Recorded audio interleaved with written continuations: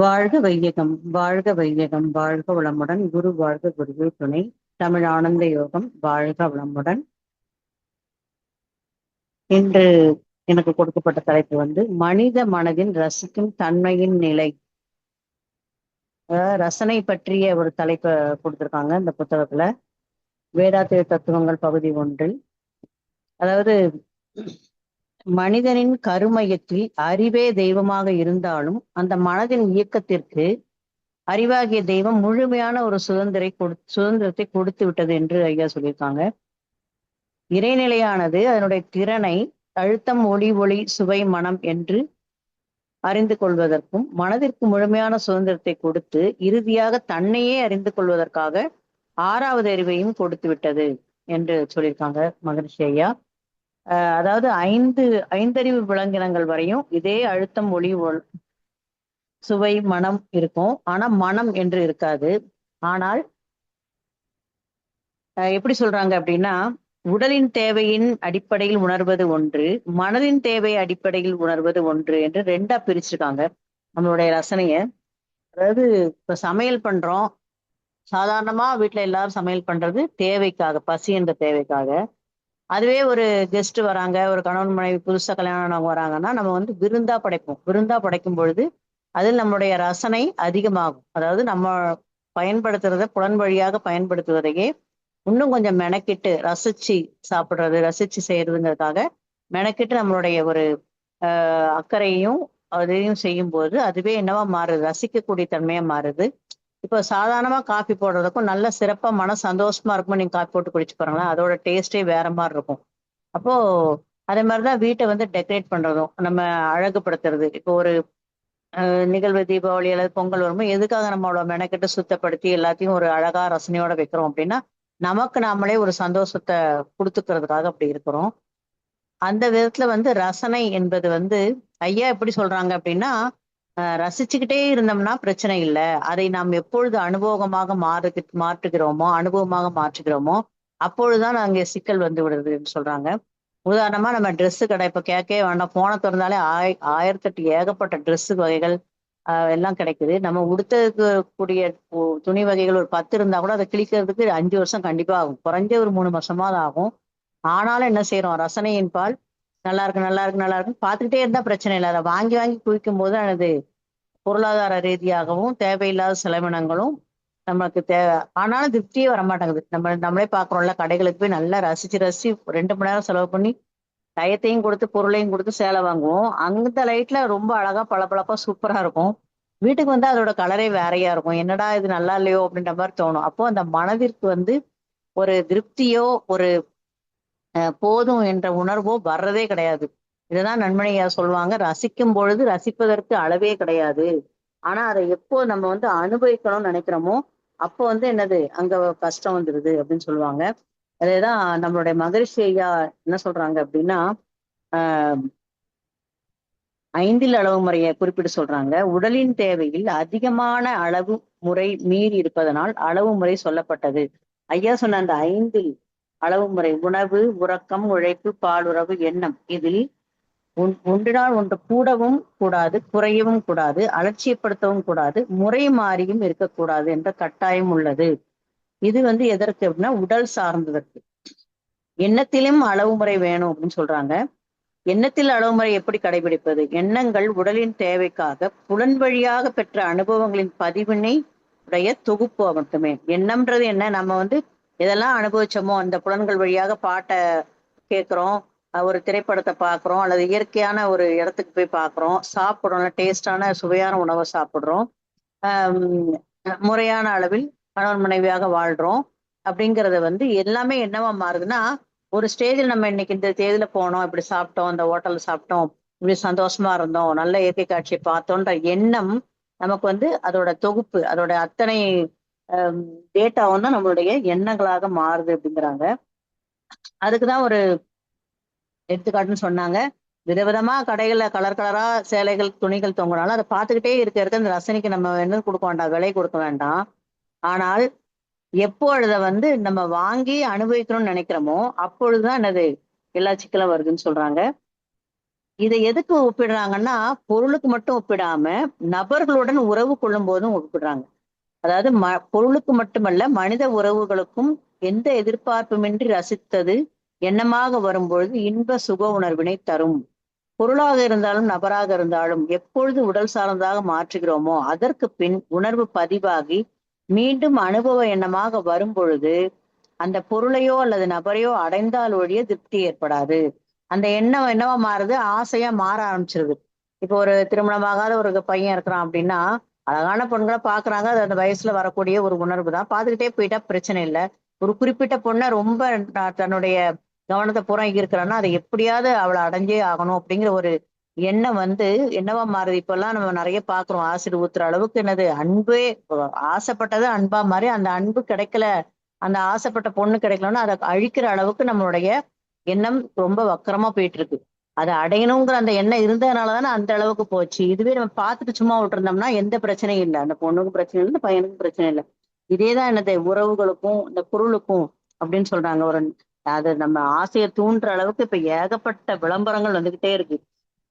நம்முடைய தேவை என்ன? நம்ம குடும்பத்துடைய நிலை என்னன்னு கூட யோசிக்காம, அந்த பொருள வாங்கியே ஆகணும். அதாவது சாதாரணமா கவர்மெண்ட் ஒரு டிவி குடுத்தது. அதுல பார்த்தோம். அதுலயும் அதே பாட்டு தான் வரப்போகுது, அதே படம் தான் வரப்போகுது. ஆனாலும் 50 இன்ச் டிவிய ஒருத்தங்க காட்டும்போது, இல்ல கடைகளுக்கு போம்போது, போய் சும்மா உள்ள போய் பார்த்துட்டு வருவோம்ன்னு சொல்லும்போது, அது ஏக்கமா மாறிருது. ஏக்கமாக மாறும்பொழுது, நம்மளுடைய பொருளாதாரத்தையும் என்ன செய்ய பொருட்படுத்தாமல், அதுக்கு ஒரு கடன் வாங்கி இஎம்ஐ கட்டி, அந்த படத்துல படம் பார்த்தா அந்த அவ்வளோ பெரிய டிவி பெட்டியில படம் பார்த்தா தான் திருப்தி அப்படின்ற ஒரு ஒரு உணர்வு வந்து அந்த பொருளோடு தொடர்பு கொள்ளும் பொழுது ரசித்தலோடு நிக்காம, அதை அடையணுன்ற எண்ணம் வந்ததுனால தான், நம்ம படுற கஷ்டங்களுக்கெல்லாம் அதுதான் ஒரு காரணமா இருக்குன்றதே தெரியல. அந்த அளவுக்கு என்ன செய்றோம்? விழிப்புணர்வு இல்லாமல் இருக்கிறோம் அப்படிங்கிறாங்க குரு. அதேதான் பொருட்களுக்கு மட்டும் இல்ல. நம்ம வாழ்ற ஒவ்வொரு கட்டத்தையும் நம்ம இந்த தலைப்பை ஒப்பிட்டு பார்க்கும் பொழுது, நமக்கு அந்த உண்மை தெரியும். ரசித்தல், அதாவது உடலின் தேவையை ரசிக்கிறதுக்குன்னு அவசியம் கிடையாது. அத அனுபவிச்சா போதும். அளவு முறை மீறாம அனுபவிச்சா போதும். உறவுகளோடையும் ஒரு அளவோட நிப்பாட்டிட்டா போதும் அப்படிங்கிறது ஒரு விதம். இதுக்கு எக்ஸாம்பிளா என்ன சொல்றான்னா, லவ்வரா இருக்கும்போது அவ என்ன செஞ்சாலும் என்னது ரசிக்க தோணும். என்னுடைய காதலி இப்படி பேசுனா, அப்படி பேசுனா, அவர் அப்படி பேசுனா, இப்படி பேசுனா 1 மணி நேரம், 2 மணி நேரம் ஃபோன்ல பேசுவாங்க. அதுவே கல்யாணம் ஆனோன பேசுறதுக்கு ஒண்ணுமே இருக்காது.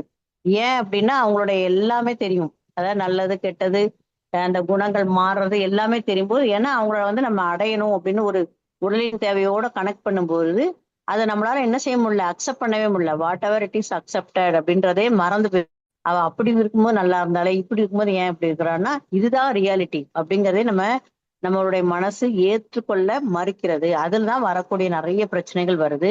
ஆனாலும் அவ எப்படி இருந்தாலும் நான் காதலிச்ச பொண்ணு, நான் காதலித்த நபர் அவரை எப்படினாலும் ஏற்றுப்பேன் அப்படின்னு ஒரு மன திருப்தி, ஒரு நிறைவு வந்துருச்சுன்னா, அவங்க என்ன செஞ்சாலும் அது என்னவோ நமக்கு படாது. தவறாகவே படாது. இப்ப நம்மளுடைய வாழ்க்கை துணை தானே அப்படின்னு ஒரு எண்ணம் அதுல வந்துரும். அதெல்லாம் என்னது அந்த திருப்திங்கிறது ஒண்ணு வராம தான் இவ்ளோ கஷ்டங்கள் வருது. அதுதான் இந்த ரசனை அப்படிங்கிறத ஐயா சொல்றாங்க. எதுனாலுமே நம்மளுடைய உடல் இந்த புலன்களோட கனெக்ட் ஆகும்போது தான் சிக்கல் வருகிறது என்று சொல்றாங்க. அது ஐந்தறிவு படைத்த அந்த விலங்கினங்கள், பறவை இனங்கள் கூட ஒரு அளவோட நிறுத்தி அவ்வளோ அழகா வாழுது. அதுங்க கிட்டயே நம்ம கத்துக்கக்கூடிய பாடங்கள் நெறைய இருக்குது. இப்போ ஒரு குருவிட்டயோ ஏதோ போய் நீ இன்னைக்கு சாப்பிட்டியே, நாளைக்கு சாப்பிடுறதுக்கு என்ன செய்வேன்னா, நாளைக்கு நான் எனக்கு பசிச்சா சாப்பிடுவேன். பசிக்கலன்னா அப்படியே இருந்துருவேன் அப்படின்னு கூட சொல்ற மாரி ஒரு கற்பனையா கூட ஒரு பக்கத்துல எழுதியிருக்காங்க. ஆனா நாம அப்படி இருக்கிறோமா? பசித்தாலும் பசிக்கலான்னு 3 வேளை கரெக்ட்டா 3 வேளையா? இப்படிலாம் 4 வேளை, 5 வேளை கூட சாப்பிடுறோம். சாப்பிட்டுட்டு என்ன செய்றோம்? அதோட கஷ்டத்தையும் நம்மளே என்ன செய்றோம்? அனுபவிச்சுக்கிறோம். அத மீறி அந்த உடலை தாண்டி நம்ம போகவே மாட்டோம் அப்படிங்கிறதே நம்ம நன்மையோட ஒரு பெரிய ஆதங்கமா இருக்கு. இப்போ ஒரு ஒரு ஊட்டியோ, கொடைக்கானலோ அது வேற ஒரு இயற்கை சார்ந்த எதுக்கு ஹரித்துவார்லாம் போறாங்க அப்படின்னா, இறைநிலைங்கிறது வேற. அந்த இடங்களுடைய பார்வை, அதோட ரசனை, அத பார்த்து ரசிக்கிறதுக்காகவே நெறைய என்னது செலவு பண்ணி போறோம். ஆனாலும் அங்கேயும் போய் என்ன செய்றோம்? நான் ஃப்ளைட்ல போனேன், நீங்க ட்ரெயின்ல வந்தீங்கன்ற அந்த பேச்சு வந்து அந்த பொருளாதாரம் சம்மந்தப்பட்டதா மாறும்பொழுது, இந்த தன்மை மறந்து, அந்த ஒரு பாகுபாடு வந்துருது. ஒரு பார்ஷியாலிட்டி வந்துருது. அதெல்லாம் விட்டுட்டு அந்த இடத்த பார்த்தோமா, திருப்தியா இருந்தோமா, அந்த ஐயா அடிக்கடி சொல்லுவாங்க. எந்த ஒரு உயர்ந்த ஒரு இடத்தையோ, ஒரு பொருளையோ நாம் பார்க்கும் பொழுது, அதோட நம்மளுடைய மனச வந்து தொடர்பு படுத்திட்டோம் அப்படின்னா, நம்மளுடைய மனமும் விரிவடைகிறது அப்படின்னு சொல்லுவாங்க. ஒரு உயர்ந்த மரமாகட்டும், அந்த வானமாகட்டும், இந்த நீல கடலாகட்டும், இந்த பனி படர்ந்த இடமாகட்டும், அருவியாகட்டும், அந்த இயற்கையோட இயற்கையா நம்ம இருக்கும் பொழுது, நமக்கு அத வந்து ஒரு கஷ்டமாவே தோணாது. அதுல ஒரு மிகப்பெரிய திருப்தி கிடைக்கும். அப்பா எவ்வளோ பெரிய அருவி, எவ்வளோ பெரிய கடல், எவ்வளோ பெரிய ஏரி நம்ம பார்க்கும் பொழுதே நம்மளுடைய மனசுனது அந்த அளவுக்கு விரிஞ்சு போகுது. அதை அனுபவிக்கும் பொழுது, அதுதான் உண்மையான ரசனை அப்படிங்கிறாங்க. அதையே வந்து இங்க நான் ஒரு வீடு கட்டி உட்காந்து அவ்வளத்தையும் நான் ஏக்கர் கணக்குல அந்த ஏரிய வாங்கி நான் அனுபவிக்கணும்னு நினைச்சோம்னா அது முடியுமா? முடியாது. அதனால எந்த ஒரு பலனும் கிடையாது. அத வந்து நம்மளால பராமரிக்கவும் முடியாது. எவ்வளவோ கோடிக்கணக்குல பணம் இருந்தாலும் அத வாங்கி வச்சு பராமரிப்பது என்பது வந்து இயலவே இயலாது. சத்தியமா முடியாது. அதோட அந்த ரசனையே கெட்டு போயிரும். அதை எப்படி மெயின்டெயின் பண்றது, ஆள் போட்டு மெயின்டெயின் பண்றது, அது வந்து வேற மாரி போயிரும். உடல் சார்ந்ததோட பண்ணும்பொழுது நம்மளுடைய சிந்தனையும் வேறையா மாறிருது. அ அதுபோல அந்த ரசனை அப்படிங்கிற எடுத்துக்கிட்டு நம்ம வரவே மாட்டோன்றோம் அப்படிங்கிறது தான் ஐயாவோட மிகப்பெரிய ஆதங்கம். நான் சம்பாதிச்சேன், நான் வீடு கட்டினேன், என் பையனுக்கு வீடு கட்டியிருக்கேன், என் பேரனுக்கு வீடு கட்டுறேன்னு நம்மளே நம்மளுடைய மொத்த ஆற்றலையும் உடல் சார்ந்ததுக்காகவும், அவங்களுடைய வளர விடாம அவங்களுக்காக நானே சம்பாதிச்சு செத்து போயிட்டோம்னா, அப்ப அவங்க என்ன பண்ணுவாங்க? அந்த மனதின் தேவை, அந்த மனதின் தேவையை தாண்டி ஆன்மான்னு ஒண்ணு இருக்கு. அந்த ஆன்மாவின் தேவை தான் ஆன்மீகம். உடல், மனம், ஆன்மா இந்த அடுக்குல போனா தான் இறைநிலையை உணர முடியும். அதற்காக தான் அந்த 6வது அறிவாகிய மனம் என்பதையே இறைநிலை நம்ம குடுத்துருக்கு. ஆனா, நானும் அந்த 5 அறிவு உள்ள விலங்கினங்கள் மாதிரியே தான் இருப்பேன். அப்படின்னு சொல்லிட்டு அத விட கீழ தான் போயிட்டுருக்கோம். எந்த ஒரு ஆடு, மாடும் தன்னுடைய குட்டிகளுக்காக இரையை தேடி வைப்பதில்லை. எந்த ஒரு புலியோ, சிங்கமோ வந்து பசிக்கும்போது தான் வேட்டையாடி சாப்பிடுதே தவிர, அத வந்து சேர்த்து வைக்கணும் அப்படின்னு அதுக்கு தோணலாம் தோணாது உண்மையிலேயே. ஏன்னா, அது இயற்கையோட இயற்கையா வாழுது. அதுவே ஒருத்தர் வந்து ஐயாட்ட அதாவது நம்மளுடைய அ மகரிஷி கிட்ட கேட்டாங்களாம். அதுக்கு வந்து 6வது அறிவு இல்ல. இருந்தா சேர்த்து வச்சிருக்கும் அப்படின்னு சொன்னாங்களாம். அப்போ ஐயா சொன்னாங்களாம், "அப்படி இல்ல. அதுக்கு வந்து மனதின் தேவைன்னு ஒண்ணு இல்ல. ஆனா அது இயற்கையாகவே அதனுடைய புலன் சார்ந்தோட அது இருக்கிறதுனால, போதும் அப்படின்னு போதும் என்ற மனம் விலங்கினங்களுக்கு இருக்கிறது. நமக்கு இருக்கிறதா? இல்ல அப்படின்னு ஒரு கொஸ்டின் மார்க் அதுல போடுறாங்க. அது உண்மைதான். நமக்கு எவ்வளோ பாத்திரம் இருந்தாலும் பத்த மாட்டேங்குது. எத்தன வீடு இருந்தாலும் பத்த மாட்டேங்குது. எவ்வளோ விதவிதமான ஃபர்னிச்சர் இருந்தாலும் போத மாட்டேங்குது. அதாவது ஃபேஷன். இந்த ஸ்டைல் நல்லா இல்ல. அடுத்து இத போட்டுட்டு அடுத்த வாங்கணும். இத போட்டு அடுத்த வாங்கணும்னு வாங்குற நம்ம சம்பாதிக்கிற அ பணம் எல்லாத்தையும் வருமானத்தையும் பொருளுக்காகவே செலவு பண்ணிட்டு இருந்தோம்னா, எப்பொழுதுதான் நம்மளுடைய இந்த ரசிக்கும் தன்மை வெளிய போகும்? அந்த பொருளை தாண்டி எப்போ நம்ம போறோம்? அப்படிங்கிறது மிகப்பெரிய கொஸ்டின் மார்க். மிகப்பெரிய வினா. அதையும் தாண்டி நாம என்ன செய்யணும்? ரசித்துட்டு, அதுக்கப்புறம் ஆன்மா.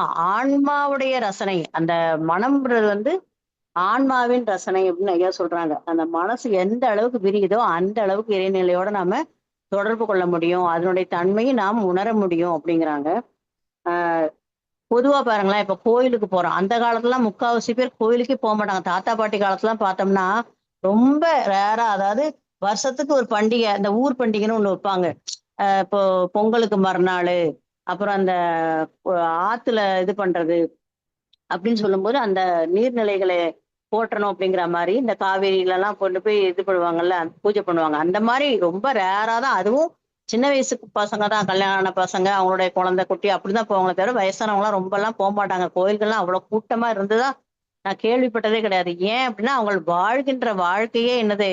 இல்லத்தையே கோயிலாகவும், செய்கிற செயல்களையே பூஜையாகவும் செஞ்சதுனால, அவங்களுக்கு திருப்தி, மனநிறைவு அப்படிங்கிறது வந்துருச்சு. ஆனா, இப்போ இருக்கிற கோவில்லாம் பத்தாதுன்னு விதவிதமான கோயில்கள். அதுலயும் நாம என்னெல்லாம் செய்றோமோ, அதெல்லாம் அந்த இறைவனுக்கு செய்றோம்.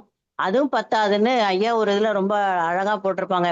சாமி கழுத்துல இருக்க நகையும், என் நகையும் ஒண்ணா இருக்கா? அந்த சேலையும், என் சேலையும் ஒண்ணா இருக்கான்னு என்னது நாம கம்பேரிசன் பண்றோம். அதாவது ஒப்பிட்டு பார்த்து வேற அத வேற கவலைப்படுறாங்களாம்.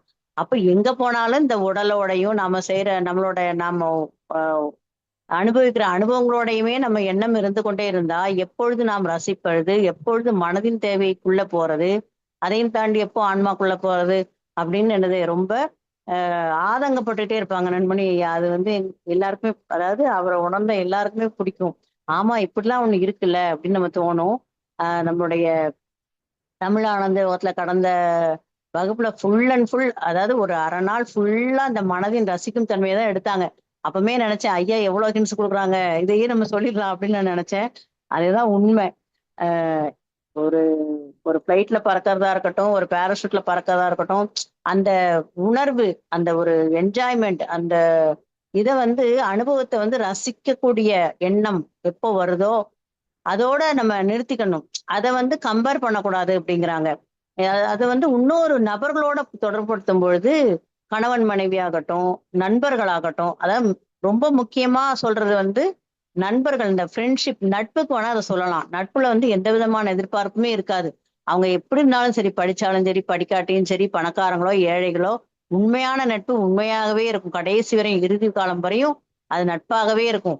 அதுலயும் நல்ல அந்த ஆன்மாவை 2 பேரும் உணர்ந்துட்டாங்கன்னா, பணம்லாம் ஒரு பொருட்டே இல்ல. உனக்கு இல்லையா, என்னால ஆனது நான் உதவி செய்றேன் அப்படின்ற மாரி குடுக்கக்கூடிய ஒரு மனநிறைவு வரும். அவங்க முதல்ல கேட்கவே மாட்டாங்க. என்ட்ட இருக்கிறது போதும், நான் இதுல நான் திருப்தியா இருக்கேன் அப்படின்ற மாரி இருப்பாங்க. இல்ல நீ வச்சுக்கோ அப்படின்ற மாரியே என்னது ஒரு உணர்வு வரும். அதுல எந்த விதமான பாகுபாடுமே வராது. அந்த மாரி உறவுகள்லாம் ரொம்ப அழகானது. அதுபோல குழந்தை, இப்ப இருக்கிற அந்த அறிபறி காலகட்டத்துல என்ன சொல்றது, ஒரு மிஷின் எப்படி வாஷிங் மிஷின் துவைக்குதோ அந்த மாதிரி தான் வாழ்க்கை முறையும் மாறிட்டு இருக்கு. காலையில எந்திரிச்சோமா, அன்றாட வேலையை பார்த்தோமா, வேலைக்கு போனோமா, மிஷின் மேல அங்க வேலை பார்த்தோமா, திரும்ப வந்து படுத்து தூங்கிட்டோமா. அந்த குழந்தையோட ரசிக்கிறது கூட சனி ஞாயிறும் ஒதுக்கி வச்சுட்டாங்க.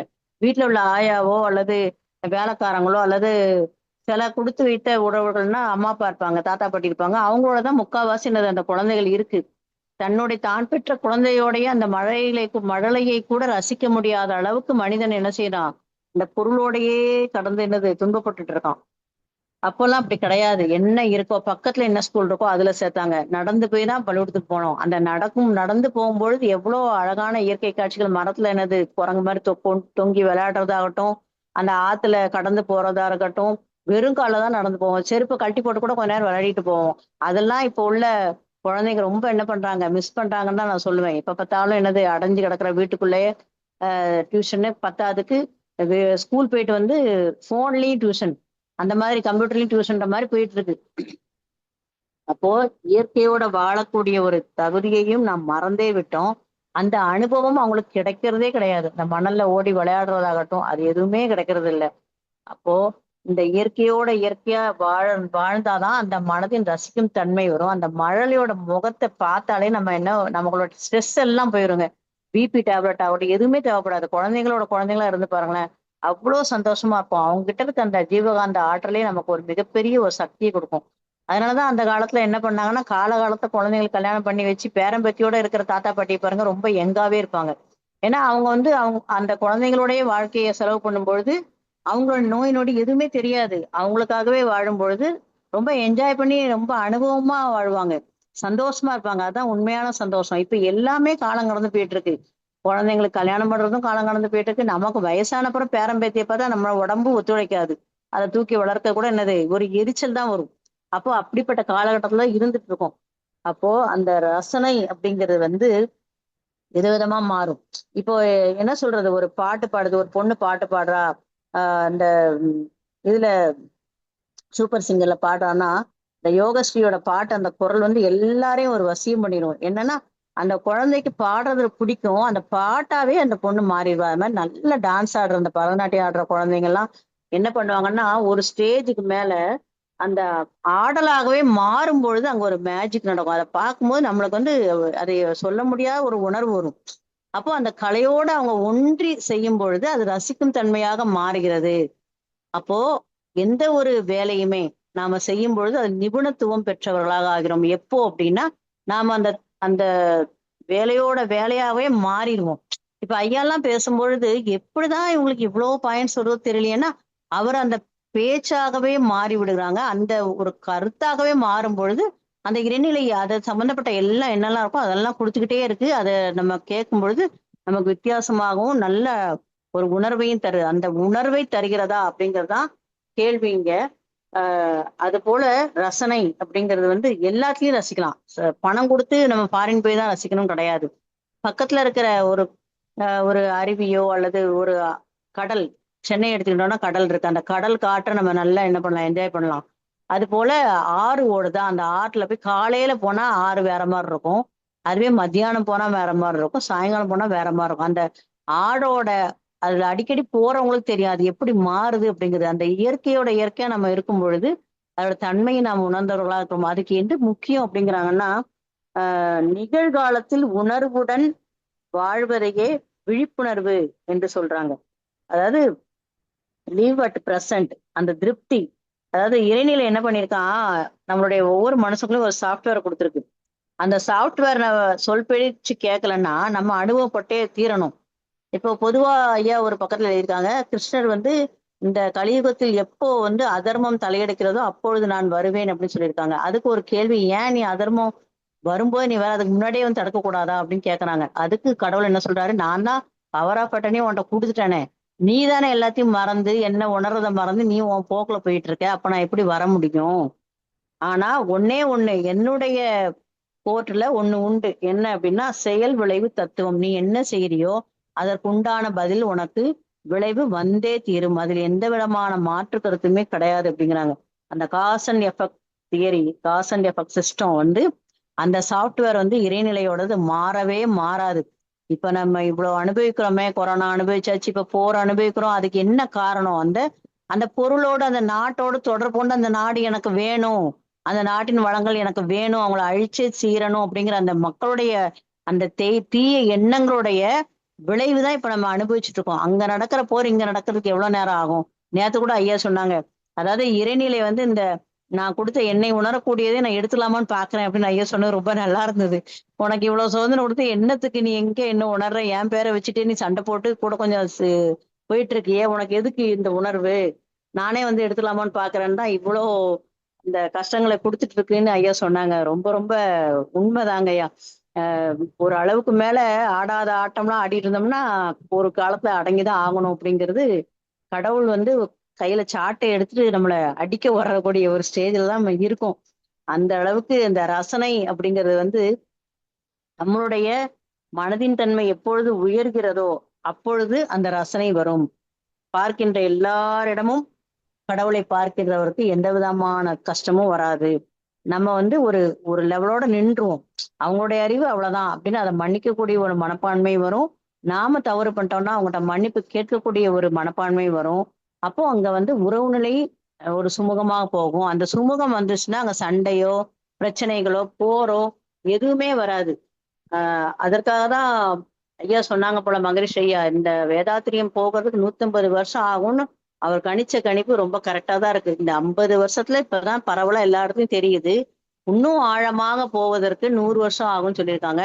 ஆனால் ஐயா உங்களுடைய உங்களை போன்ற மூத்த பேராசிரியர்களுடைய அந்த அறிவுரையாகட்டும், அந்த கலந்தாய்வு அந்த கருத்துக்களாகட்டும் நிறைய பிரீச் ஆகுதுங்க. அதுல எந்த விதமான மாற்றமும் இல்லை.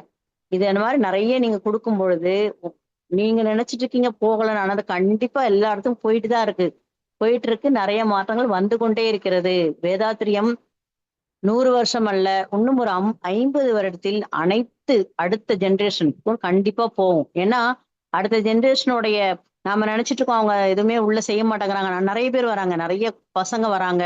அவங்கலாம் என்ன சொல்றாங்க அப்படின்னா, எனக்கு டைரக்டா அதாவது குருவோட சன்னதில அந்த சமாதியில உட்காந்து நீங்க எனக்கு தீட்சை கொடுங்கன்னு சொன்ன ஒரு பொண்ண நான் பார்த்திருக்கேன். ஏன்னா அந்த அளவுக்கு அந்த அந்த குழந்தைங்க வந்து அஹ் அஹ் என்ன சொல்றது, பத்த வச்சா பத்திக்கக்கூடிய ஒரு தன்மையில இருக்கும்போது நம்ம நல்லதை போடும் பொழுது கண்டிப்பாக அவர்கள் பற்றிக் கொள்கிறார்கள். அவங்களுடைய லெவலே வேறையா இருக்கு. இப்போ உள்ள குழந்தைங்களுக்கு வந்து அறிவும் அதிகம், தாகமும் அதிகம், வேகமும் அதிகம். அதில் நாம் நல்ல கருத்துக்களை போடும்பொழுது அவங்க நல்லாவே புடிச்சுக்கிறாங்க. நம்ம நடுவுல உள்ள நம்ம தான் தடுமாறிட்டு இருக்கோமே தவிர அவங்க ரொம்ப கரெக்டாவே போயிட்டு இருக்காங்கன்றத சொல்லி இங்க பதிவு பண்ண நான் ரொம்ப விரும்புறேன். அதனால இந்த ரசனை அப்படிங்கிறது வந்து இப்போ உள்ளவங்க நிறைய பேரு இப்படி மாற ஆரம்பிச்சிட்டாங்க ஐயா. நான் சம்பாதிக்கிறேன், நான் ஜாலியா கொஞ்ச நாள் ஊர் சுத்திட்டு, அதாவது எனக்கு என்ன பிடிக்குதோ அதை நான் செய்யறேன் அப்படின்ற ஒரு மனப்பான்மையில இருக்காங்க. அவர்களை தடுப்பது வந்து இந்த பெற்றோர்களும் பெரியவர்களும் தான். நீ நகையா சேர்த்து வை, பணமா சேர்த்து வை, நாளைக்கு உனக்கு உதவும். ஆனா அவங்களுக்கு அந்த தைரியம் இருக்கு. நான் சம்பாதிக்க முடியும், என்னால சம்பாதிக்க முடியும், நான் கொஞ்ச நாள் இப்படி போயிட்டு வரேன், டூர் போயிட்டு வரேன்னா தடுக்கிறாங்க. அது அவங்களுக்கு புரிய மாட்டேங்குது. அப்போ நீங்க சொல்ற அந்த ரசனை அவங்க மனதின் தேவைக்கு இப்போ உள்ள குழந்தைங்க வந்துட்டாங்க. ஆனால் அதை தடுப்பது புரிந்து கொள்ளாத அந்த பெற்றோர்களும் வயதானவர்களும் தான் என்பதை சொல்லி, இந்த சாஃப்ட்வேர் வந்து என்னெல்லாம் செய்துங்க நம்ம பார்த்துட்டு இருக்கோம். அதுபோல இந்த வேதாத்திரியம் சாராம்சத்தை எங்களுக்கு ரொம்ப அழகா சொல்லி கொடுத்துட்டு இருக்க நீங்களும் உங்களது அன்பு குடும்பமும் அருட்பேராற்றல் தரணினால் உடல் நலம், நீலாயுள், நிறை செல்வம், உயிர் புகழ், மெஞ்ஞானம் ஓங்கி வாழ்க வளமுடன், வாழ்க வளமுடன், வாழ்க வளமுடன் ஐயா.